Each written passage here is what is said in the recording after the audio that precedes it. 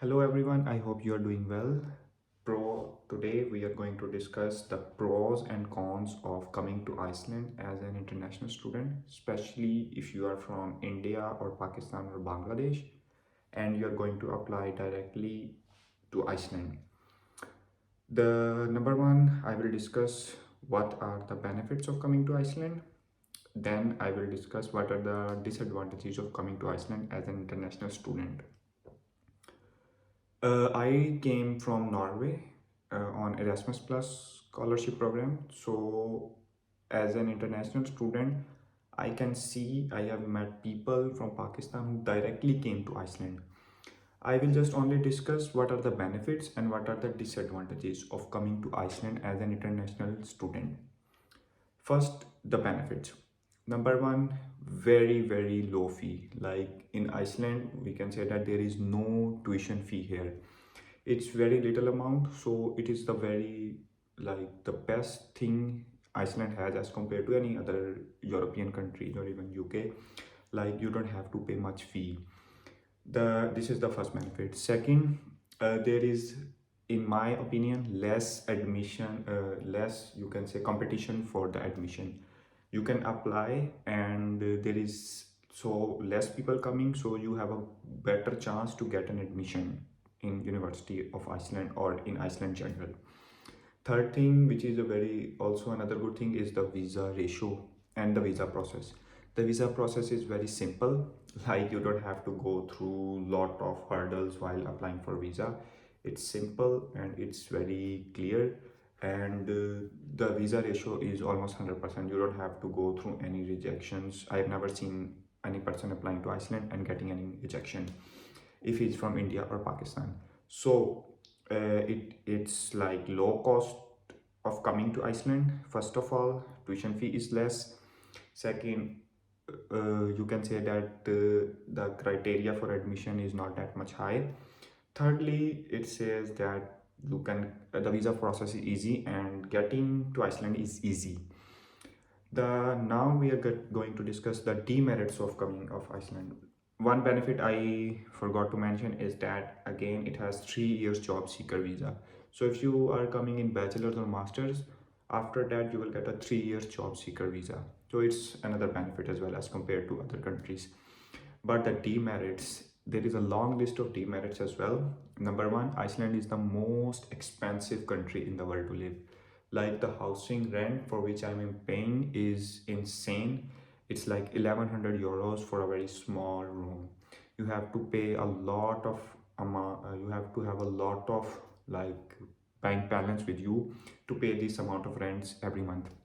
Secondly, since Iceland is expensive, also when you come to Iceland for international student, this is the most important thing to remember.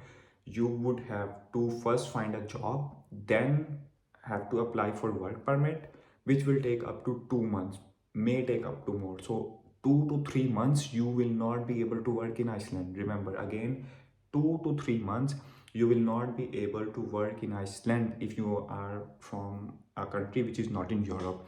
So basically when you come and you have to first find a job and then you have to apply with this contract in the immigration department. The immigration department sometimes may take up to 3 months. This means that in those 3 months you cannot work.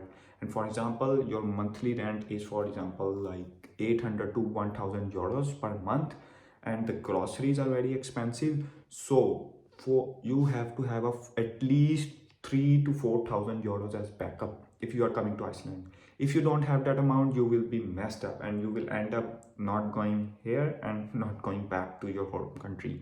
So remember 2 to 3 months where you have to like face initially before starting work. Second is that finding a work is also challenging. For example, when you go outside, the country is not that big enough and the opportunities are very small here to find a part-time job. If you apply and, for example, if you don't get a job for 1 month and then after 1 month you got a job and then you have to file this contract into the immigration department, that will take up to next 2 months, and you're paying 1100 euros 1000 euros month per rent have to pay every month. So when you do that, you get messed up. And initial days are very, very, very challenging. I will again say, please don't come to Iceland if you don't have a backup of 4,000 to 5,000 euros in your account. It's must. Also, the language barrier is not that, but still there is, like, people prefer to speak in Icelandic. If you don't have if your degree, for example, is in a master's, and you are coming here, you should have a plan that what you are going to get through. So work on yourself before coming here. Part-time jobs are not easy to get here, especially for newcomers. You have to wait a lot and then you have to go it. Secondly, what happens when you find a job and you start it? The salaries are good. If you earning part-time, then Iceland has the highest salaries in the world as well. Most expensive, most highest salaries as well. So both are at the same time. But if you don't have a job, it's still the expensive country to live. And where are you going to pay those heavy rents and heavy groceries amounts and the bus cards as well? So please don't come to Iceland if you don't have a backup of 4,000 to 5,000 euros initially. Also, uh, if you want to come to Iceland, then be prepared for the initial 4 to 5 months challenges that you will have to face. Also, the immigration, this is very slow. They work very slow, and your residence card may take up to 2 to 3 months to get to you. So please, it's a humble request to avoid Iceland, in my opinion, if you don't have a 4,000 to 500,000 euros in your account as a balance. If you have that, then I will recommend it. It's one of the best countries in the world to live. It's the most safe country in the world to live. You may get a job and start it after 2, 3, 4 months, and then you will get a good life here. 3 years job seeker visa is there as well. Professional opportunities are there, they are here. So if you are coming as an international student solely on bachelor's or master's, then you have to have a backup of 4,000 to 5,000 euros with you for the initial 4 to 5 month expenses.